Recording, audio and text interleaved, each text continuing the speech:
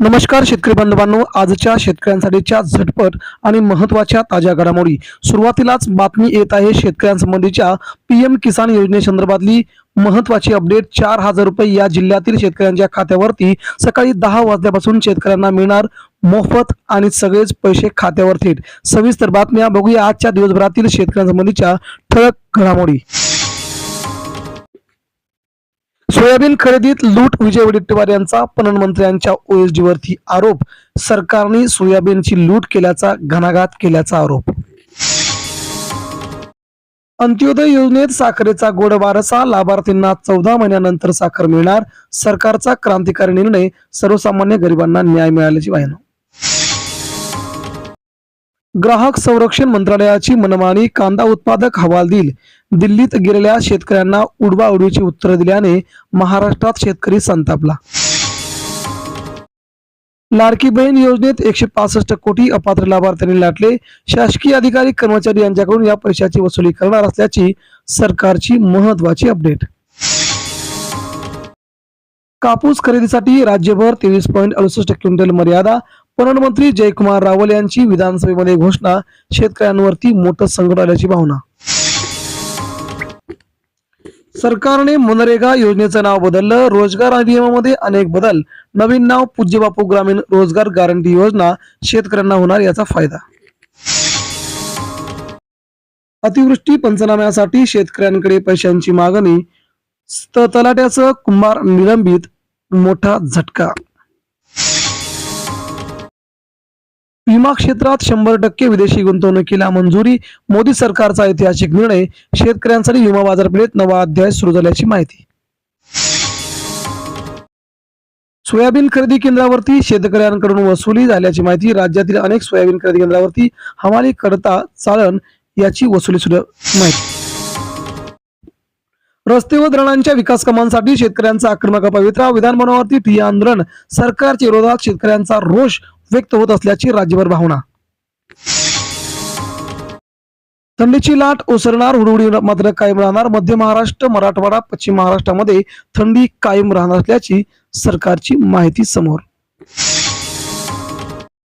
मुख्यमंत्री बळीराजा शेत पानंद रस्ते योजना अंमलबजावणी. मंत्रिमंडळाची थेट मंजुरी. शेतकऱ्यांना दिलासा. योजनेतून शेतकऱ्यांना मिळणार रस्ते. मुख्यमंत्री बळीराजा पानंद रस्ते योजना राबविणार.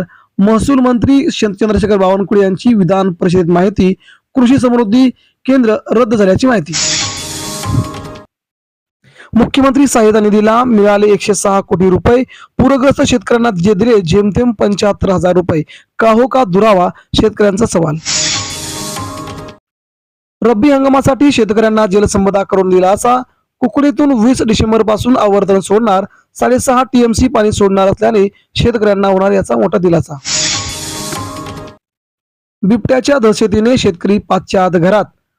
पुणे, लातूर, धाराशिव, सोलापूर या भागात बिबट्याच्या अफव्याचे प्रयोग. कर्जाची रक्कम शेतकऱ्यांच्या ऊस बिलातून वजा करू नये. कारखान्यांना साखर संचालकांच्या सूचना. शेतकऱ्यांवरती आलेलं संकट दूर करावं, दिलेल्या सूचना. तपोवनातील वृक्षतोडीला हरित लवादाचा मोठा ब्रेक. एकही झाड 15 जानेवारी पर्यंत तोडता येणार नाही. त्यामुळे जंगलतोड रोखता येणार. सरकारवरती मोठी संकट जबाबदारी.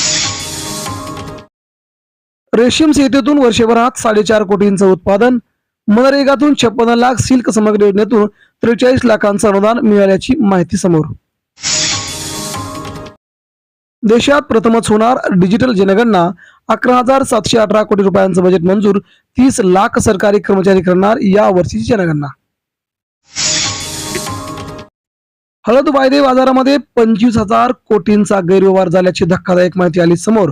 राजू शेट्टी यांची मुख्यमंत्र्यांकडे सीबीआय चौकशीची अखेर मागणी.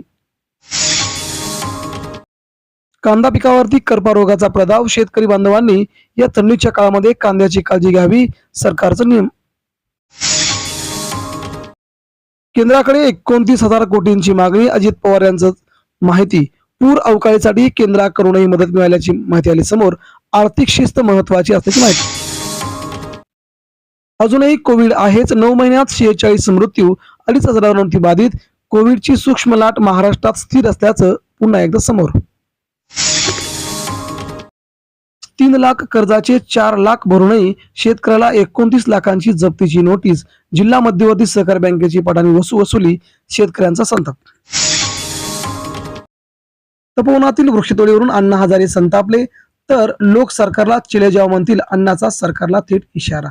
सरकारवरती हल्ला. बिबट्याच्या हल्ल्यात 2 शेळ्या ठार. शेतकरी शेतमजुरांना दक्ष राहण्याचं आव्हान. पश्चिम महाराष्ट्रामध्ये बिबट्याने अखेर धुमाकूळ माजवला. महायुतीच्या 3 वर्षांच्या काळातील प्रकार. आरोग्यमंत्र्यांची कबुली. कुपोषणाने 15,000 मुलांचा मृत्यू झाल्याची माहिती. कोरोनामुळे वाढले मृत्यूचे दर. मनोज जरांगे पाटलांना राजकीय पक्षाकडून आता थेट अध्यक्षपदाची आली ऑफर. मनोज जरांगे पाटलांची ऑफर फेटाळल्याची अखेर सूत्रांची माहिती. स्वाभिमानी शेतकरी संघटनेचा दणका. उपोषणाचा इशारा देता सार्वजनिक बांधकाम विभागाकडून जागा. शनिवार रोजीचं आंदोलन स्थगित. गुप्तेदारांकडून नियमवाटीसह दर्जेदार काम करून घेण्याची ग्वाही.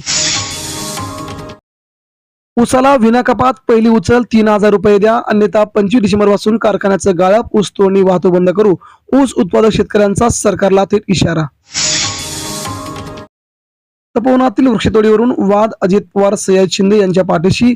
देवेंद्र फडणवीस एकनाथ शिंदे यांना कोण समजावणार. सयाजी शिंदे.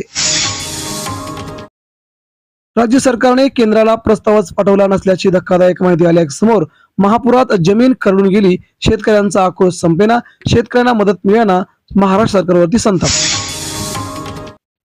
शेतात जाणारे रस्ते होणार सुसाट. राज्य सरकारची मातोश्री ग्राम समृद्धी पानंद रस्ते योजना अखेर मंजूर. शेतकऱ्यांच्या शेतात होणार रस्ते.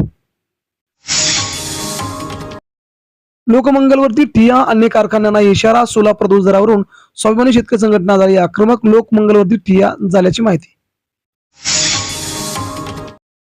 वन्य प्राण्यांची भीती. दिवसा वीज पुरवठ्याची मागणी. खासदार अशोक चव्हाण यांनी सांगितलं. राज्यसभेत मानला महत्वाचा मुद्दा.